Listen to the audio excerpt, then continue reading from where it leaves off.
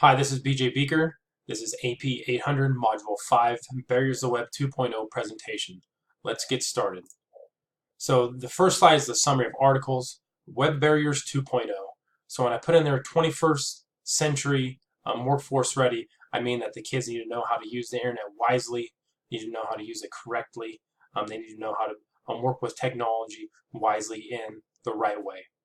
They need to know how to use Web 2.0 in the right way also, like for instance, like social media, like Facebook, Twitter. If kids just air out their dirty laundry on Facebook and Twitter all the time, when they go get a job, their employer might look on their old social media post and they may not hire them because they don't like the things they're saying. I know if you watch any of like the NFL draft or anything, these guys get scrutinized when they post something when they're eighth graders, which is kind of embarrassing.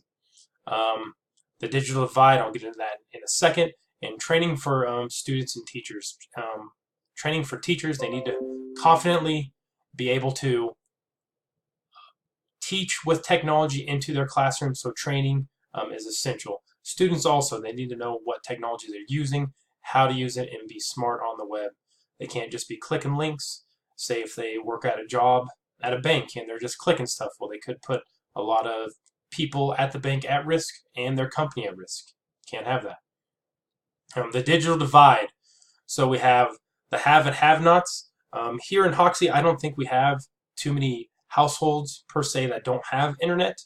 I could be wrong, but I know a lot of households do. We do have free Wi-Fi all over here, but doing homework outside or in the park or at McDonald's would be something I would not want to do. For some of those kids, we do have a study skills period where we allow them to do homework with our internet, because sometimes when they go home, they just don't do any more homework because they don't have the internet.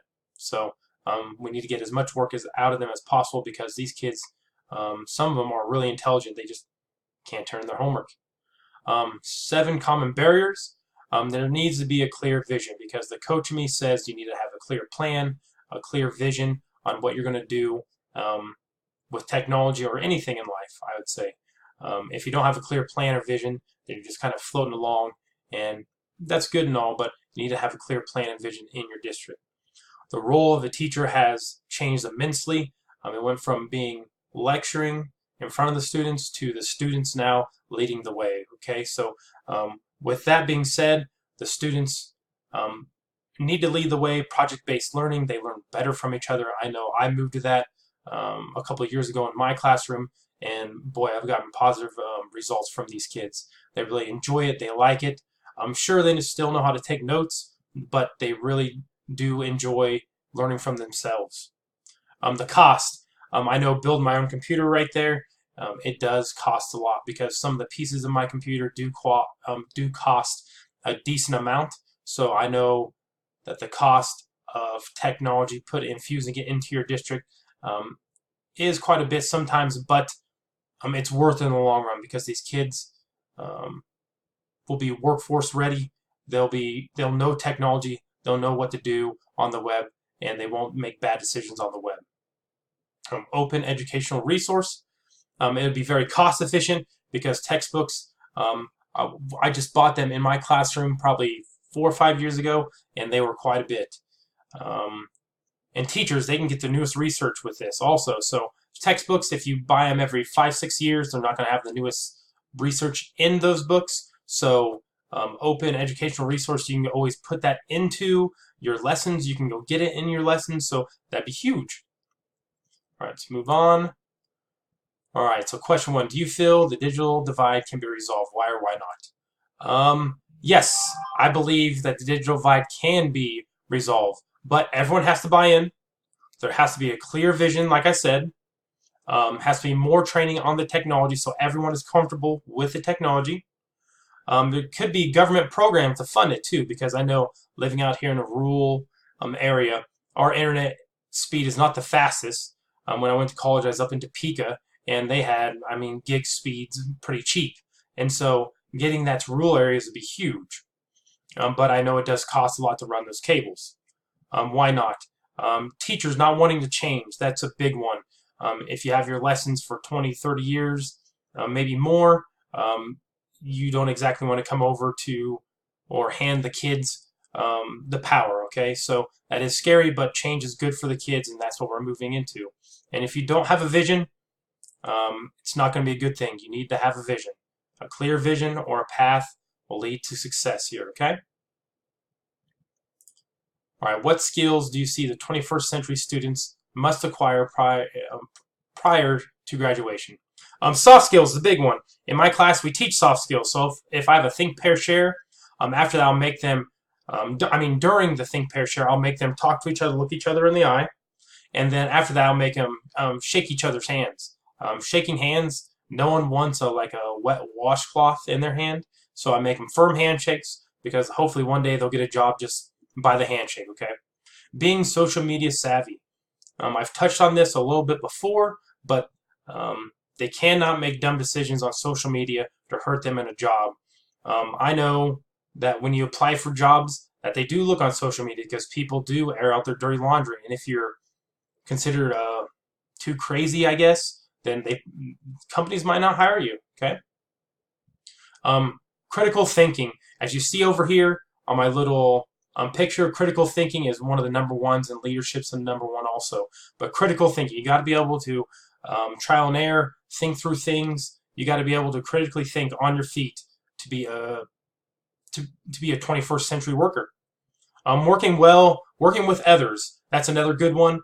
You got to be able to work in groups, which in my class, project-based learning, they work in groups all the time. And the thought of the F word, failure. Kids nowadays, I've learned that they do not like to fail at all, or it just scares the heck out of them. But they got to know that failure, you got to fail to succeed sometimes. It's how you learn from that failure, how you pick yourself back up and move on. Social skills, like I said, but soft skills, they got to be able to look the other person in the eye and talk. They can't just look at their phone and text or whatnot. They got to be able to look at each other in the eye and talk. Digital efficiency, they got to be smart on the web. They got to be able to know how to use the web and technology. And they got to be flexible. If someone's sick that day and they're on their day off, sometimes you got to come in. You got to help each other out, okay? Us teachers, we help each other out all the time. We're flexible. All right, what impact has global economy had on your personal use of the internet? The first one I say is shopping. Living in a rural area, the closest Dillons or Walmart's about 35 minutes away. That's just far enough where you don't really want to drive for like 2 items. So Amazon's like a Walmart. Online banking, you could transfer funds, give funds to anyone, anywhere, pretty much on your phone. And then communication all over the world. The kids nowadays, they play video games. I know from experience, you can talk to someone, I don't know, say in Brazil in an instant on a video game, or Russia. You can talk to anyone all over the world in this economy. What technology training do you still need to effectively integrate technology in your current position? I would say, I should have switched these around, but collaborate with others first just to see what works, what doesn't work, and what is good for the classroom. And then integrating that technology into the classroom. How are you going to put it in your lessons? How are you going to give it to the teachers? And how are you going to give them the training to your teachers? These VR headsets would be sweet for science classes, history classes. About any class. It looks like the kids are having pretty good fun there. Is your school district equipped with 21st century technology? Yes, but would I like to see more technology? Always. Like I said, I'm a tech guy. I get tech. I love tech. In our school, we're 1-to-1. The junior high is not yet, but they do have Chromebook stations, and they do have a computer lab available to them at any time. We have Mimios in every classroom. We do have a 3D printer in our CAD room, which they make some pretty sweet projects. We do have 1 gig internet speed at our school, but the kids don't understand that if there's, say, 50 to 100 kids on there, that you're not all going to get 1 gig internet speed. That's just the total speed you have. So, of course, it's going to be slower. If there's less kids there, it's going to be faster, but they don't understand that because they need to be digitally efficient on the internet. Would I like to see more technology in my district? Like I said, yes, I would. Me being a history teacher, the VR headsets would be awesome. Just say VR to Pearl Harbor. That'd be awesome. I'd love to take a trip to Hawaii, like a field trip to Hawaii, but I don't think that's going to happen. So a VR headset would be sweet. So the kids can see that, can see the battles, can see, I mean, pretty much anything. What are the advantages of innovative practices in schools? Student engagement. Going from the lecturing teacher to actually having technology, like in this picture over here, the kids are engaged, they look like they're learning, which promotes hands-on training.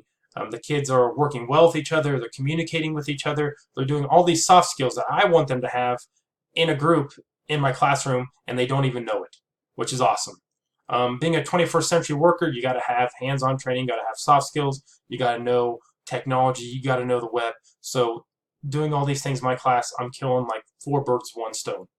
And then they are more creative and they critically think when they are working together. But the creative side, some students in my classroom, I don't even know are creative, come up with very creative projects, and it's awesome. I love it. What disadvantage do you see? As you see in the picture there, I know that the cost of technology is huge. Hopefully you can get funding, or hopefully there's grants in your local area where you can soften that cost, but I know it's a big one, but it's well worth it for our kids. We got to have them 21st century ready. Change, I put change, the big one. Some teachers don't like to change, so that's a big scary thing, but change is good. If you can embrace it, that's awesome. If you can't, you need to have some training so you can embrace that change in your classroom. The teacher's not trained properly on the technology, because students will take advantage of you if you're not trained properly on the technology. If they think they're smarter than you, then sometimes they will take advantage of you. That's just how it is. Appropriate use of the technology. Again, if you don't know what you're doing and they do know what they're doing, then they could take advantage of it and not use it in the appropriate way, which hopefully you're trained on it, then you can just not have that at all. And again, the digital divide, if not all students have internet around, then doing homework at a park when it's cold out would not be very fun at all. So I would not recommend that at all. All right, have you experienced problems with cyberbullying or inappropriate use of the with the students? I wish I could say no, but we have. Okay, so polls. We have these dumb things. We are in the NWKL. We had these dumb things called the NWKL polls, where some kid was running it, and they'd put on there like which coach would win in a fight, and they'd put like 3 coaches up there, and then they'd put like which school has the best looking boys or best looking girls, and you can only imagine how it went downhill from there. So that's a very bad use of social media. Also, we have something called the burn book on Instagram, or burn accounts, where I have this funny GIF down here, Michael Scott boom roasted, where they would burn teachers, they would burn other students, and it would hurt people's feelings. And that's not a good way to use social media at all. So we have had training, we've had seminars on bullying, on cyberbullying, but sometimes they just don't understand because they think they're being funny, but they're really hurting people's feelings.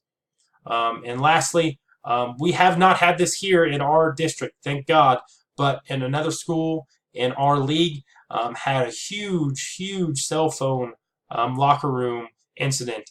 And some kids got put on some lists they don't want to be put on because they're on there for life, but it happens. So we have informed our kids, we've had seminars, so it does not happen to our kids.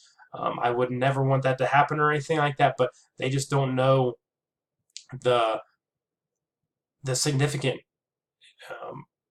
issue with this, because it is bad. It is very bad. All these things can hurt people's feelings and bully someone, which is not good at all. But that's it for my presentation. Hopefully you guys have a wonderful day. Thank you.